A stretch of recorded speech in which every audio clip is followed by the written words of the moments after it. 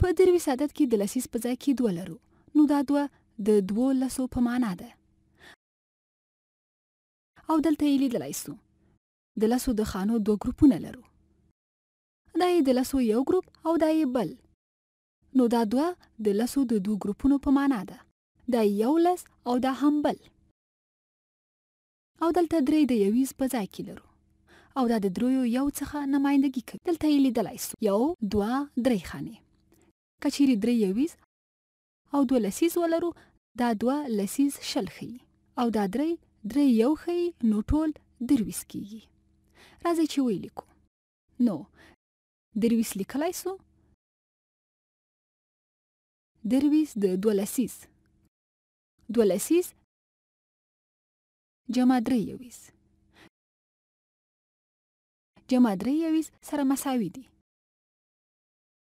ښه، که اوس د 23 سره شل جمع کړو، راځئ چې جمع یې کړو چې نور هم دلچسپه سي. نو راځئ چې 23 ته 13 ور جمع کړو. راځئ 13 ور اضافه کړو 3 او 0. نو دا څو کیږي؟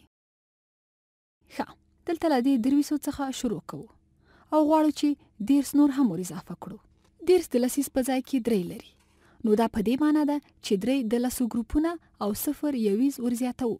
اجازه راکړئ چې دا 3 لس ور زیات کړم. ښه، نو دا یې 1 لس، دا یې 2 لسه او دا یې 3 لسه.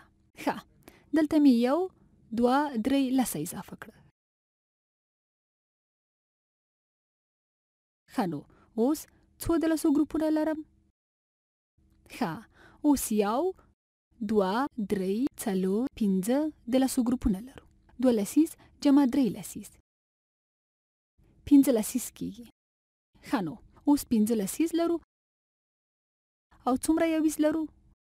ډېر ښه، تنها دا 3 یویز لرو او یا یې په داسې ډول ویلی سو چې 3 یویز جمع 0 یویز 3 یویز کیږي. 3 یویز. ښه، نو 23 جمع 13 څو کیږي؟ اجازه راکړئ چې بیا یې ولیکم. 23 جمع 13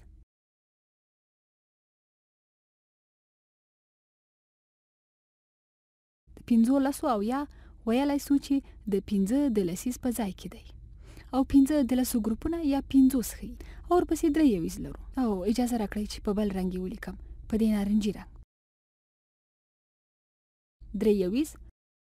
ښه، نو 23 جمع 13 3 50 کیږي. 2 لسیز جمع 3 لسیز 5 لسیز کیږي او 3 یویز جمع 0 یویز بیرته 3 یویز کیږي.